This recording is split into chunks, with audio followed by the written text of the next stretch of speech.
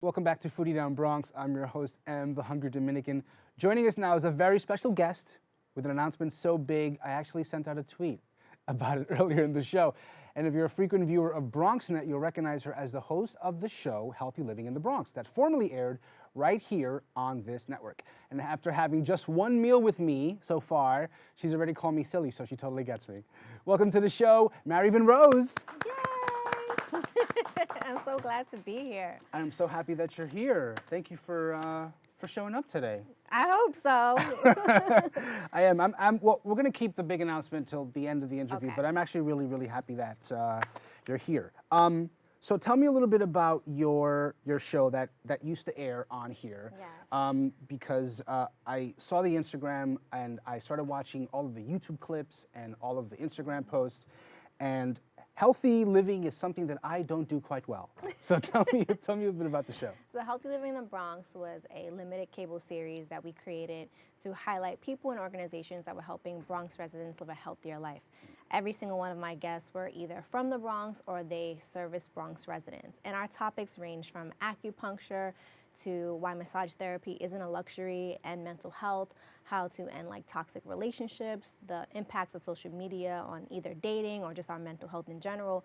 So it was a wide range of topics, which I really loved about the show. We didn't just cover one particular topic. I'm assuming that a lot of those topics, well, I don't want to assume, but I'm guessing that they were somewhat personal to you.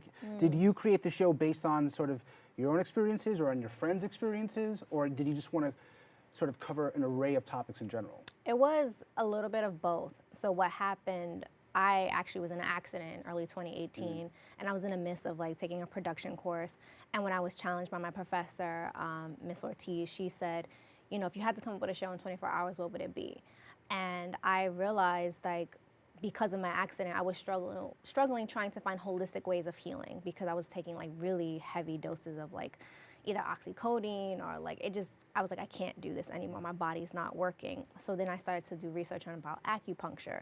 And I'm if I'm struggling to try to find these resources in my community, I'm quite sure other people are as well. Right. And that's what came to me. I was healthy living in the Bronx. I'm quite sure there's people here who have the same exact questions as me, who want alternative medicines in conjunction with our conventional forms of healing. I was if I'm struggling, I know my people are too. And I wanted something to also change the narrative. I think when you hear Bronx, when you hear it on the news, right, what do we hear? We hear, another shooting, another stabbing, another robbery, or another McDonald's has popped up. Right. But I'm I know there's people out here in our community making differences and changes. And one of the things that I've learned is that we're actually the pioneers of some amazing things like hydroponics. I didn't know what that was until I hosted this show. Right. And we have some amazing hydroponics taking place in the South Bronx. And again, we're the pioneers of hip hop and rap, and people try not to give us our credit, but we're also pioneers in this wellness space as well. Right, and I think that's one of the most important things that I've tried to push out in this show is that we do have control of our own narrative, and it's all about the content that we choose to create. And that's one of the reasons I loved your platform, because it's a very positive show. It's a very positive message that you continue to put out there. So talk to me a little bit about Not 62. I had mentioned in the beginning of this show with Chew News that there was a rally recently. Yes. And of course, you also talked about that topic. What are your opinions about how the Bronx is ranked? I mean, I feel like whatever the ranking might be, it does not represent what the Bronx is really about, in my opinion. I totally agree. One of my mission statements is that I'm here to not represent not only the underrepresented, but the misrepresented. I feel we've been misrepresented in media outlets for so long. There's this constant saying or rumor that the Bronx doesn't want healthier options. And I say it's a lack of resources and education. So yeah, you can come in and give us a farmer's market, but without the educational resources on what to do with these greens or what to do with these potatoes or what to do with them and make them culturally relevant, no, the community is not just going to adapt to anything new.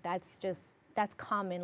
You could take a sociology class 101 and know that's not going to happen.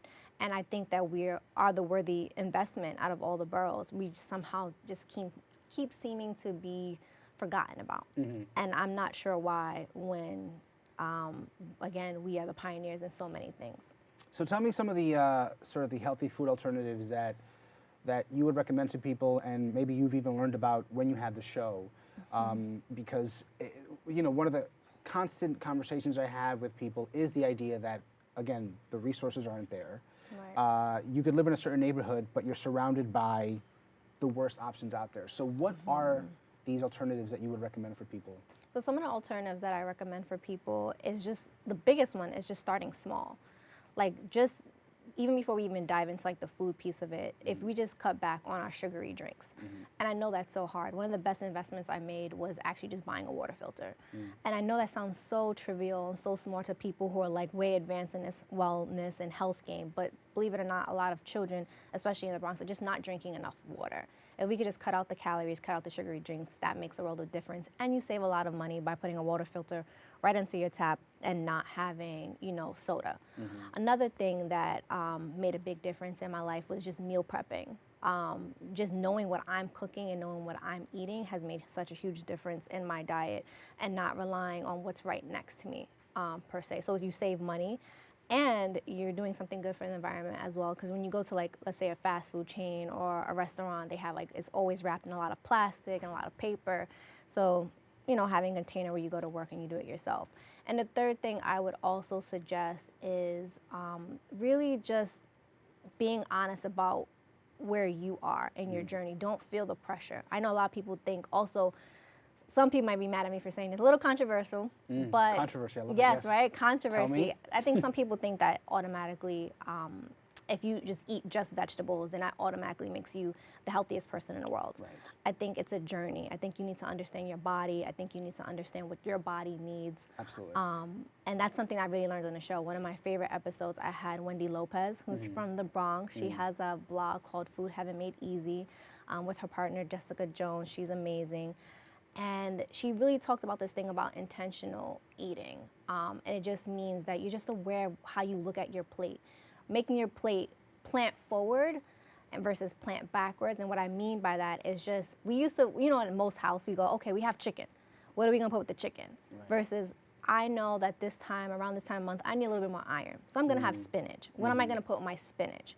Making the spinach the forefront of the plate and the majority of the plate. Making that the sort of epicenter of yes. your meal. So making fruit and vegetables the majority of my plate has made such a huge difference. So making that transition, I think some people can just go cold turkey and go, okay, I don't want any more meat, I don't want any more processed food, I don't want any more sugar. That's not what I'm saying at all. Right. I think finding the small, feasible, actionable things are gonna make, those small daily habits make the biggest difference long term. Right, it's all about just in increments. Like, you just Right. want to take sort of baby steps to having a better lifestyle, as opposed to what I would do is, like, I'd just wake up the next day and I'm like, all right, day number 1 for my diet, and then of course 3 days later I'm like ordering pizza. Oh yeah, I used to be a great dieter. Like, I could diet. Like, if I had to get in, like, I used to dance and in college and in high school, and like if I had so a you had to be in costume- shape like super quick. Oh for some yeah, things, so if right? I needed to be in shape, I knew how to quick diet. Okay. And I realized it just wasn't sustainable. Right. And it was actually doing more damage than anything. It was causing me to get migraines, it was causing me to get sick,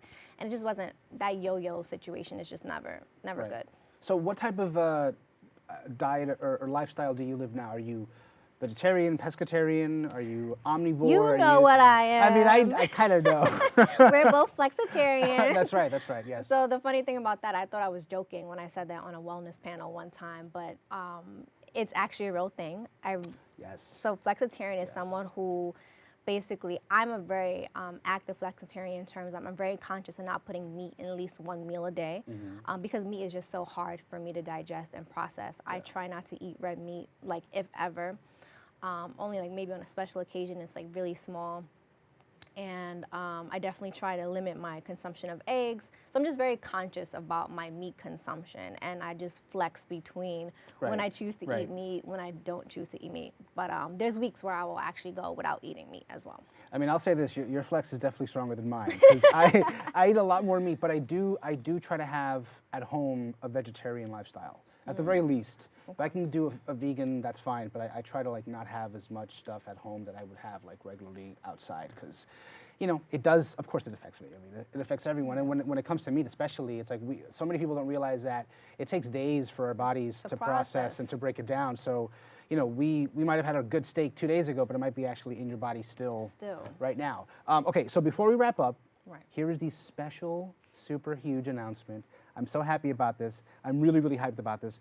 And I Oh, will, is it that we match? That's well, the actually, specific yes. Let's announcement? talk about the fact that you came on here. I'm wearing my gnome sweater, and I'm hitting all the colors that you're rocking, Yeah, which the is white, amazing. the red, the blue. Which I think it's like, it's beautiful like synchronicity when it comes to like what we're going to be talking about. So I'm going to hand over the keys to you, and I want you to announce what's You want happening. me to announce Yes, it? because you're the So- you're the star. You're the one. So apparently I'm... Apparently, it's happening. No, so it is happening. I'm officially the new addition to Foodie Down Bronx. Yes. As the food Yes. correspondent. I love that. I'm so happy about the this. health and wellness food correspondent. Yes. I'm really excited about this.